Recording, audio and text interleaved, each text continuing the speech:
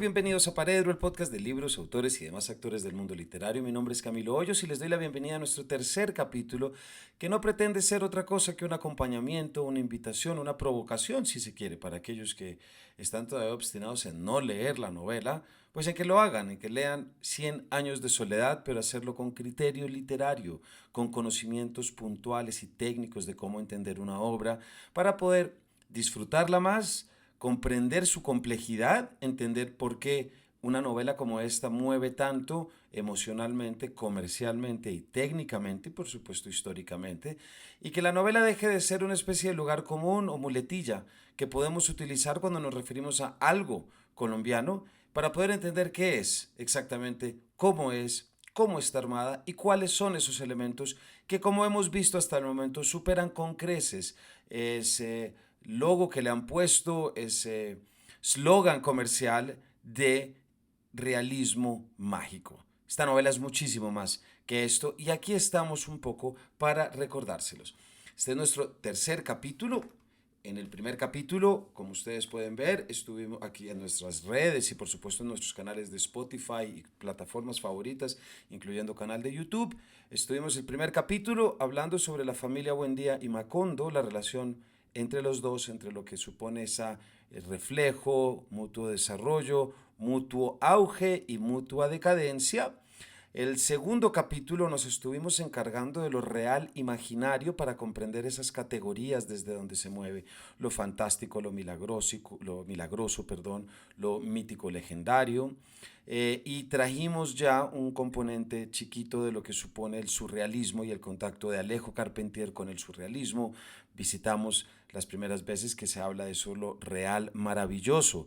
Y leímos algunos fragmentos de conversaciones de García Márquez con Vargas Llosa, de quien por supuesto estamos utilizando mucho para estas 4 lecciones de su texto publicado en Monte Ávila en 1971, Historia de un deicidio. Pues bien, el capítulo de hoy a mí me tiene emocionado porque creo que es el coco de lo que mucha gente puede que no haya entendido desde lo técnico, y que le haya hecho alejarse o ver la serie desde otras perspectivas. Me refiero a lo que vamos a ver hoy, que es el narrador y el tiempo. ¿Cómo transcurre el tiempo en esta novela? Y eso ya es una cuestión de caja de herramientas, por supuesto, pero también de fascinación literaria, sobra decirlo. Así que quiero comenzar con esa frase que muchos colombianos tenemos tatuada en la conciencia o en la inconsciencia y que cuando nos la cortan sentimos que estamos cojos. Muchos años después, frente al pelotón de fusilamiento, el coronel Aureliano Buendía había de recordar aquella tarde remota en que su padre lo llevó a conocer el hielo. Macondo era entonces una aldea de 20 casas de barro y cañabrava construidas a la orilla de un río de aguas diáfanas que se precipitaban por un lecho de piedras pulidas, blancas y enormes como huevos prehistóricos. El mundo era tan reciente que muchas cosas carecían de nombre y para mencionarlas había que señalarlas con el dedo. Todos los años, por el mes de marzo, una familia de gitanos desarrapados plantaba su carpa cerca de la aldea y con un grande alboroto de pitos y timbales daban a conocer los nuevos inventos. Primero llevaron el imán. Este a mí me parece, muchos estarán de acuerdo conmigo, este es de los mejores comienzos que existe en la literatura universal. Puede que a la gente no le guste esta novela, sí, y los hay, créanme, pero el que no le guste y no reconozca la maestría que hay en estas primeras frases de Cien años de soledad y lo que este narrador consigue hacer con nosotros, es indiscutible. Y si no lo ven, estamos acá para mostrárselos y para poder compartírselos de nuevo, para que superemos la muletilla de ¡ay, tan chévere! La muletilla de uy, cómo escribe de bien, sino que entendamos desde adentro, que es lo que tenemos que hacer con las obras literarias. También quiero decir que precisamente porque sentimos que estas frases, este comienzo son una unidad, muchos habrán saltado en sus sillas, camas o donde estuvieran cuando vieron que la serie nos corta esta frase. Comienza con ese plano del coronel Aureliano Buendía. Bueno, comienza desde antes, comienza desde Aureliano Babilonia, abriendo el cuarto de Melquíades, el entonces cuarto de Melquíades, que ya fue cuarto de Basinillas, ya fue el lugar donde se estuvo encerrado José Arcadio II después de la masacre, y se encuentra con el manuscrito que finalmente logra leer y comienza la lectura. Eso es un elemento importante también, elecciones, ¿cierto? Vamos a hablar sobre eso hoy. Recuerden esos primeros 3 minutos de la serie. La casa ya está derruida, decadencia pura. Aureliano Babilonia abre el libro, el manuscrito de Melquíades, y comienza a leer lo que es, ¿qué? Me adelanto, pues 100 años de soledad, ¿verdad? Pero hay un punto aquí que es muy importante, que luego hay un salto a ese primera frase de la novela, que es muchos años después, frente al pelotón de fusilamiento. El coronel Aureliano Buendía había de recordar aquella tarde remota en que su padre lo llevó a conocer el hielo. La serie corta esta frase y no podían hacer otra cosa. No nos pongamos bravos, no podían hacerlo porque el lenguaje cinematográfico difícilmente nos puede hacer un juego de llevarnos a Macondo. Era entonces una aldea de 20 casas de barro y caña brava, yo creo. Ya hablamos cómo hay una elección por continuar con la historia de la estirpe, con lo que es el inicio de la estirpe de José Arcadio y Úrsula. Entonces, frente a esa dupla de mutuo desarrollo, Macondo y los Buendía, pues la serie se queda con lo que resulta, no quiero decir fácil de facilismo, pero lo que puede resultar mucho más, digamos, firme, como lo es irse con la historia de la familia. Entonces fíjense que esta ruptura de la frase a mí me recuerda mucho, ya que estamos hablando de surrealismo, a mí me recuerda un poco, si me permiten este ejemplo, el comienzo del Perro Andaluz de Luis Buñuel y Salvador Dalí. Si ustedes recuerdan, y véanla por favor, el inicio de esa película está Buñuel con una cuchilla, lo que parece ser cortándose una uña, ¿verdad? Luego hay un cambio de plano de él cortándose la uña a una nube cortando la luna. Y después otro corte que es un bisturí cortando un ojo, ¿verdad? Que es lo que luego supimos y lo dijeron en entrevistas y demás, pues que es el ojo de un burro, como diciendo, no se preocupen, aquí nadie, un burro muerto además, o sea que aquí nadie sufrió. Pero ahí hay una metáfora muy grande, porque al cortar el ojo, lo que nos invitan es a cortar la mirada física y a ver la película desde la mirada interior, desde la mirada del inconsciente, desde la mirada distinta a la que normalmente tenemos. Pensé mucho en esa analogía, fíjense, cuando me topé en el estreno hace ya 6 semanas con ese corte, porque ahí es donde queda muy claro, y yo creo, y me parece que es muy sensato que así lo hagan, que desde el comienzo se corten esas dos frases para mostrar que el camino que la serie toma es radicalmente opuesto al que nos hace la novela. ¿Cuál nos hace la novela? Pues el que puede hacernos, propiamente dicho, desde el orden literario. Fíjense, esto tiene que ver con el tiempo en una historia. Yo siempre que empiezo a leer y recomiendo en mis cursos, cuando uno se va a topar con el tiempo narrativo, se está topando prácticamente con el orden de la historia. Y yo me hago preguntas como, ¿ya ocurrió lo que me están contando? ¿Hace cuánto ocurrió lo que me están contando? ¿Me encuentro en el presente narrativo de la historia? Es decir, ¿están pasando las cosas a medida en que voy leyendo? ¿O me están hablando de algo de que ya pasó o algo que va a pasar? ¿Estoy dentro o fuera de la cabeza del narrador? ¿O le está contando la historia a alguien más? Ojo a esto, ¿desde cuándo me está hablando la novela en relación a lo que está pasando en ella? Fíjense que nada de esto les puede sonar raro, pero nada de esto ustedes lo han dejado de experimentar.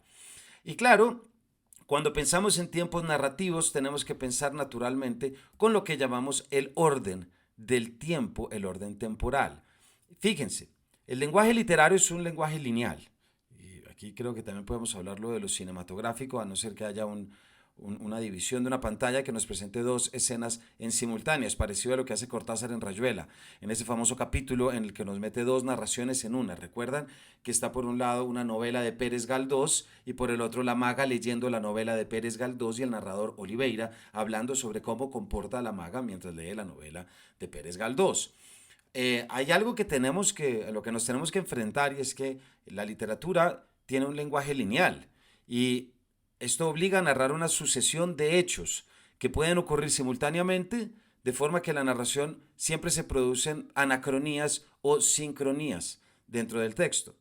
Fíjense, estructuras, la novela en la que todo está ocurriendo al mismo tiempo, u otra clásica estructura, y aquí me remito, por ejemplo, a los lectores de Tolkien, El Señor de los Anillos, si ustedes recuerdan, cada uno de los tres tomos está dividido en dos partes. Por un lado, la historia de la comunidad del anillo, quienes salen a buscarla, quienes siguen continuando, y luego a partir del segundo, me parece, la segunda parte de la novela es la historia de Frodo y de Sam intentando llegar hasta Mordor. Tolkien no se metió en problemas temporales, no es ese tipo de narrador en el que nos iba a narrar todo en una misma historia, sino que nos lo separó, ¿cierto? Entonces fíjense que las estructuras temporales siempre son importantes en el momento en el que entramos a analizarlo. Pero fíjense que igual dentro de esta linealidad del lenguaje literario que determina su orden, hay dos figuras. No invito a que se aprendan los términos, pero saberlos nos ayuda a aprender muchas cosas. Y estos dos términos son analepsis y prolepsis. La analepsis es un flashback o retrocesión temporal del discurso narrativo, que quiebra el orden cronológico del relato para explicar hechos anteriores. Entonces este tipo no entró todavía a 100 años de soledad, pero es como Camilo iba caminando y entonces recordó aquella remota tarde en la cual fue con su hijo a conocer por primera vez el carro que iban a comprar, cualquier cosa, no importa, lo que ocurre antes. Eso es analepsis, cuando me devuelvo en la narración. Otra cosa es la prolepsis, es decir, cuando me voy hacia adelante, en la que hay una anticipación de acontecimientos en la narración que de acuerdo con la cronología de los sucesos deberían contarse más tarde. Camilo iba caminando y no sabía que esa sería la última vez que estaría en un concesionario de coche, por decirlo, si continuar con el ejemplo fácil de un carro. Entonces, fíjense cuando tenemos siempre intervenciones del narrador en el que nos cuenta cosas que pasaron anteriormente o nos cuenta cosas que todavía no han ocurrido y que deberían ocurrir después. Este tipo de cosas son fundamentales cuando sobre todo lo pensamos en, vuelvo a lo que supone ese primer párrafo. Fíjense, saquen una hoja de papel si les parece y hagan una línea, ¿cierto? Hagan una línea cronológica y esa línea cronológica pongan a la derecha futuro y en la izquierda pongan pasado. Y como si fuera un ejercicio de matemáticas o de cálculo, si me lo permiten, o de geometría más bien, intentemos establecer las distintas temporalidades que nos dice este primer párrafo. Muchos años después, entonces ahí tenemos que poner un puntico, ¿cierto? Pero es que es después de ese punto, porque muchos años después de algo, frente al pelotón de fusilamiento, el coronel Aureliano Buendía había de recordar aquella tarde remota en que su padre lo llevó a conocer el hielo. Entonces, si yo pongo el punto para entender cuál es el presente narrativo, sé que lo que está pasando ocurre muchos años después, cuando está en el pelotón de fusilamiento. Pero el narrador no solamente me lleva muchos años después de ese presente, sino que inmediatamente me devuelve a aquella tarde remota en que su padre lo llevó a conocer el hielo. Entonces, fíjense cómo con ese después, el había de recordar y la tarde remota, me acaban de dar un sopapo, me acaban de dar un knockout inmediato a lo Mike Tyson en un primer ring, porque cuando abro los ojos no tengo ni idea dónde estoy parado temporalmente hablando. Sé que Macondo era entonces una aldea de 20 casas de barro y caña brava, es decir, cuando en aquella tarde remota, sé que hay una cierta noción de algo remoto y entonces Macondo era una aldea de 20 casas de barro y caña brava, construidas a la orilla de un río de aguas diáfanas que se precipitaban por un lecho de piedras pulidas, blancas y enormes como huevos prehistóricos. Aquí lo mítico, originario, cosmogónico, que ya hablábamos ayer. Es decir, los huevos prehistóricos, las piedras pulidas y las aguas diáfanas me están mostrando el origen de un mundo, el origen de una sociedad. Tanto así que me lo vinculan con el lenguaje. El mundo era tan reciente que muchas cosas carecían de nombre y para mencionarlas había que señalarlas con el dedo. Repasen su Génesis, por favor, abran sus libros 1 y 3 del Génesis para entender cómo hay esa noción de Adán, quien recién creado, lo primero que hace es nombrar las cosas porque no tienen nombre. Entonces hay dos versiones y están los dos en el Génesis. En una, Adán es el responsable de nombrar las cosas porque el mundo es tan reciente que éstas carecen de nombre y él empieza a nombrar los animales y empieza a nombrarlo todo, ¿verdad? y hay otra en la que Dios ya dispone de los nombres. El hecho es que todo lo que me está llevando esta temporalidad, fíjense que arranco frente a un pelotón de fusilamiento para evocar inmediatamente un momento tan lejano en que las cosas no tienen nombre. Entonces aquí ya me hago un 8. Pero dentro de este 8 que me hago y de esta pérdida temporal en que digo, ¿dónde estoy parado? ¿Cómo así? El narrador me trae a un tiempo cronológico medible como lo hacemos nosotros en nuestra vida diaria. Todos los años, por el mes de marzo, una familia de gitanos desarrapados plantaba su carpa cerca de la aldea y con un grande alboroto de pitos y timbales daban a conocer los nuevos inventos. Primero llevaron el imán. Entonces fíjense como que además lo primero que hacen, ese primero me vincula también con esa noción primigenia original. ¿En dónde reside la genialidad absoluta? Pues que aquí yo no sé dónde estoy, pero sé que formo parte de un paso del tiempo normal. Es decir, parto de lo mítico, parto de lo fantástico si se quiere, pero luego tengo un calendario que es enero, febrero, marzo, abril. Es decir, me vincula con lo que vamos a llamar el tiempo cronológico. Piensen siempre que en cualquier obra literaria, sobre todo después del siglo XIX y después de Freud, por supuesto, y después de eh, las teorías de Henry Bergson, en las que entendemos la temporalidad de una forma distinta, podemos entender que hay dos formas de vivir el tiempo. Y aquí está Johnny Carter de El Perseguidor también. Hay una forma de medición que es el tiempo cronológico. El tiempo cronológico es enero, febrero, marzo, abril, mañana, mediodía, tarde, noche, es decir, el tiempo, llamémoslo testamentario, el tiempo que arranca con el inicio y termina con el final, que arranca con el Génesis y termina con el Apocalipsis, ¿cierto? Pero luego hay otro tipo que es el tiempo, perdón, que es el psicológico, es aquel que no medimos, es aquel que ocurre dentro nuestro y aquel que cuando ocurre dentro nuestro, pues no tenemos muchas formas de medirlo. Y ahí está Johnny diciéndole a Bruno en El Perseguidor, dime tú cómo puedo pensar 15 minutos en dos. ¿No les ha pasado nunca a ustedes montados en el bus o sencillamente cuando se les va la paloma, como decimos acá, y empiezan a pensar y a pensar y a pensar, y cuando uno está pensando y pensando y pensando, dice, ¿cuánto tiempo ha pasado? ¿Cierto? Pasa mucho cuando uno está como en un bus sentado viendo vitrinas o calles, que uno, el pensamiento lo lleva a recordar el primer tetero y cuando va a ver el reloj han pasado apenas 3 minutos desde que empezamos a pensar en eso, pero si hablamos es mucho más.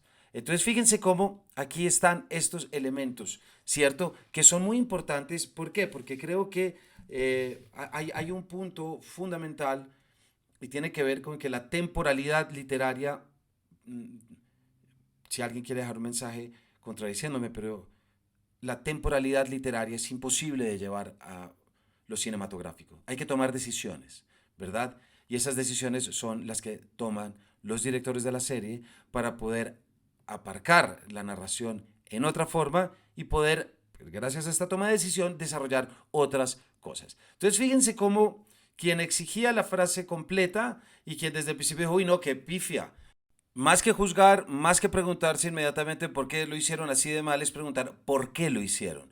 ¿Por qué hay una necesidad de ruptura frente a esto? Y ahí es donde yo creo que la serie pues tiene que hacer algo muy importante y quien la haya visto toda, yo ya la he visto 2 veces para entenderla muy bien, pues no estará muy lejos de comprobar cómo la importancia es cortar ese cordón umbilical, ¿verdad? Que une a la novela con la serie para que la serie pueda ser ella misma, es decir, con su misma temporalidad y con sus mismas propuestas. Entonces, fíjense, repasemos ahora ya, luego de esta aclaración desde la serie, repasemos elementos propios de lo que llamaremos el punto de vista temporal en 100 años de soledad y que vamos a volver sobre este primer párrafo. El punto de vista temporal en la narrativa, y recuerden que aquí estoy tomando elementos de Vargas Llosa en Historia de un deicidio. Aquí arranco. El punto de vista temporal se refiere a la relación entre el tiempo desde el que se narra y el tiempo de los hechos narrados. Eso es fundamental y nunca perdamos de vista eso cuando estamos leyendo. Y esto lo determina el tiempo verbal que se utiliza. Una cosa es el tiempo de la narración y otra cosa es el tiempo de lo narrado. Yo Camilo me siento a escribir una historia acá de lo que me pasó a mí cuando tenía 5 años. Tiempo de la narración, Camilo sentado ahora escribiendo. Tiempo de lo narrado, hace ya 40 años, cuando me pasó algo a lo que quiero evocar, ¿verdad? Entonces, por esto, y esto es natural a cualquier momento, el narrador puede situarse en el presente para relatar eventos pasados en el futuro para narrar pasados o en un mismo tiempo para contar hechos simultáneos. También puede narrar un pasado mientras se refiere a futuros, fíjense. Esta relación permite diversas combinaciones que afectan la organización temporal de la realidad ficticia. En cualquier caso, la estructura temporal de la ficción no coincide con la de la realidad real. Esto es muy importante, lo que añade una dimensión particular a cualquier narrativa. El narrador de Cien años de soledad, y aquí entramos en materia, está situado en un tiempo futuro respecto a los eventos narrados, lo que le permite tener una perspectiva amplia y conocer tanto el pasado como el futuro de los personajes. Frases como la que acabamos de leer, muchos años después, frente al pelotón de fusilamiento, evidencian esta temporalidad. El narrador lo sabe todo. Asocia hechos pasados con repercusiones futuras, abarca toda la trayectoria de los personajes hasta su muerte. Este enfoque crea un tiempo circular y autosuficiente, donde todas las instancias temporales, es decir, el pasado, el presente y el futuro, son accesibles para el narrador. La estructura tempoespacial refleja esta ambición totalizadora de la obra, que se simboliza en el título de la novela, que sugiere una naturaleza cerrada y completa, 100 años de soledad.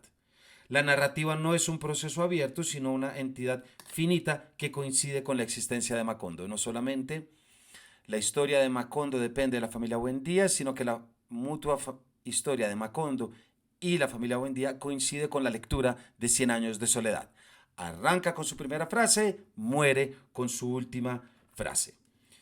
Y esto lo sabemos al final, y esto no es un spoiler, no, para que ustedes lo mejoren más. El final de 100 años de soledad es cuando se revela que el narrador y lo narrado no son tan distantes, no son realidades separadas.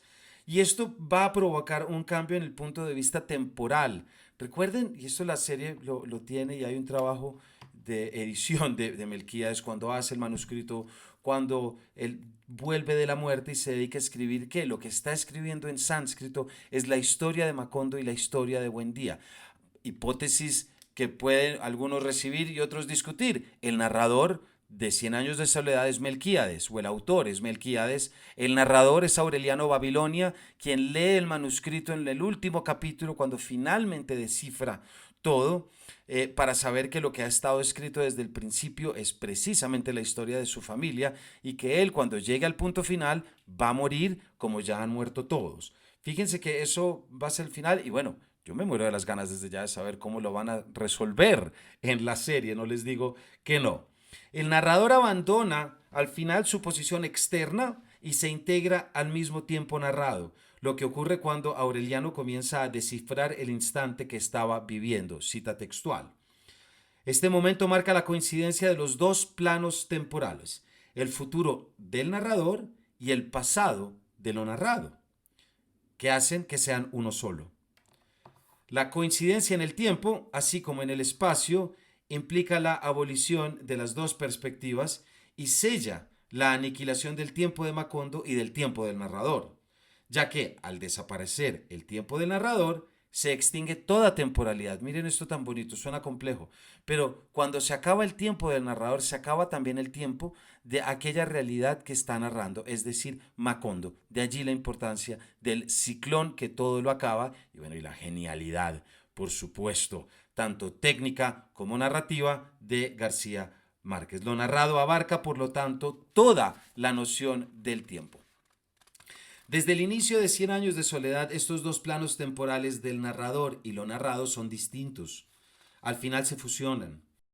Se fusionan precisamente cuando se nos revela en la novela que el narrador no es externo, sino que es interno, que forma parte y que quien lo está leyendo, como ya dije anteriormente, cuando termine de leer, está leyendo su propia vida. Esto lo podemos llamar como algo, una escritura performativa, porque ocurre a medida que se va leyendo. Entonces, fíjense acá, para que tengamos más criterios, vuelvo al inicio de la serie, ¿verdad?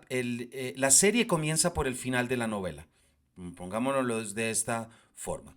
Al final de la novela yo me doy cuenta como lector que quien ha estado narrando todo el tiempo y quien escribió el libro que yo estoy leyendo es Melquíades y que hay esta coincidencia entre el manuscrito de Melquíades y la novela 100 años de soledad. Eso lo tenemos claro. Entonces, ¿cómo lo resuelve la serie? La serie nos marca esa última escena, que es ¿cuál? El cuerpo de Amaranta Úrsula en la cama luego de haberse desangrado después del parto, porque ella va a parir al último, a Rodrigo, el último de la estirpe, pero le va a dar una hemorragia, me imagino que intrauterina, de tal nivel que nadie va a ser capaz de controlársela. Entonces ahí es cuando va a morir. En la novela, ya verán ustedes, es cuando Aureliano se va en la tristeza y pasa todo lo que pasa y se va a tomar ron y ocurre todo olvidando al hijo. No podemos olvidar a lo Trainspotting si se quiere. Pero me devuelvo a la serie. El momento en el que arranca es ese momento puntual en el marco espacial de la casa de los Buendía, ya comida por la manigua y comida por toda la naturaleza y llena de hormigas. Es el momento en el que Aureliano abre el libro de Melquíades y comienza a leer. Yo sé que hay mucha gente que ha tenido problemas, y digámoslo abiertamente, no ha logrado conectar con la voz en off, y no solamente con el contenido de la voz en off, sino con el tono, el acento y un poco como lo armónico, si se quiere. Dos puntos para decir rápidamente. Claro, la voz en off, querrámoslo o no, siempre va a poner en evidencia aquello que no se pudo llevar a la actuación. Por eso la voz en off a veces nos da muchos elementos. Ese es uno de los puntos que a mí más me ha puesto a pensar, si se quiere, porque sí creo que a veces se abusa, y este es uno de los ya como cosas que he pensado, sí se puede abusar un poquito, mucho, pero bueno, si no tuvieron de otra, hay que entenderlo así. Pero lo que está la voz en off es todo aquello que no podemos ver representado. Eso por un lado. Pero por el otro, esa voz en off tenemos que pensarla como Aureliano Babilonia leyendo el manuscrito de Melquíades, que a su vez es la novela 100 años de soledad. Entonces ese juego a mí me parece que es interesante y que también pues desde el principio nos está marcando una comprensión, si se quiere, o no vayamos más lejos, una apuesta por una organización espaciotemporal propiamente dicha. Entonces fíjense cómo ese tiempo, muchos años después, frente al pelotón de fusilamiento, ¿qué nos está mostrando? Por un lado, un narrador que tiene, sigo con palabras de Vargas Llosa, que son también propias de la narratología, las distintas mudas que va a tener el narrador, es decir, esos cambios, esos constantes cambios. Aparece en un principio como un narrador omnisciente, aparece como alguien que va a contar toda la historia, pero a lo largo de las casi 400 páginas hay una transformación en el que ese narrador deja de ser externo, deja de saberlo todo para poder formar parte del momento, de esa cruce de trenes que son el espacio y el tiempo propiamente dichos. Con esto queremos resaltar uno de los puntos más importantes, más fascinantes de esta novela, como lo es el tiempo circular, la forma como se desarrolla, para que ustedes lo puedan ver cuando vayan a leer la novela, vean cómo funciona esto, cómo va y cómo viene. Y también, más importante aún, para que podamos comprender cómo decidieron los directores de la serie emplearlo y traducirlo. Recuerden que estos espacios que estamos ofreciendo son sobre todo para poder fortalecer las capacidades lectoras que todos ustedes tienen para enfrentar mejor la novela y así comprender muy bien qué fue lo que se hizo con la serie, cómo se hizo y cuáles fueron las decisiones. Cerramos así nuestro tercer capítulo. Nos queda un último acerca de las estrategias narrativas en el que ya vamos a entrar en nuestro último componente y tiene que ver, bueno, cómo están escritos los capítulos, cómo está, mejor dicho, es un poco la puesta ya final sobre los distintos elementos que venimos diciendo. Espero que hayan disfrutado, que hayan aprendido. Recuerden que estas cápsulas también pueden ser utilizadas si son profesores, si les sirven en sus clases o cosas así. Lo que queremos es ayudar a leer mejor para entender mejor las cosas. Gracias por habernos acompañado y nos vemos en nuestra próxima y última entrega.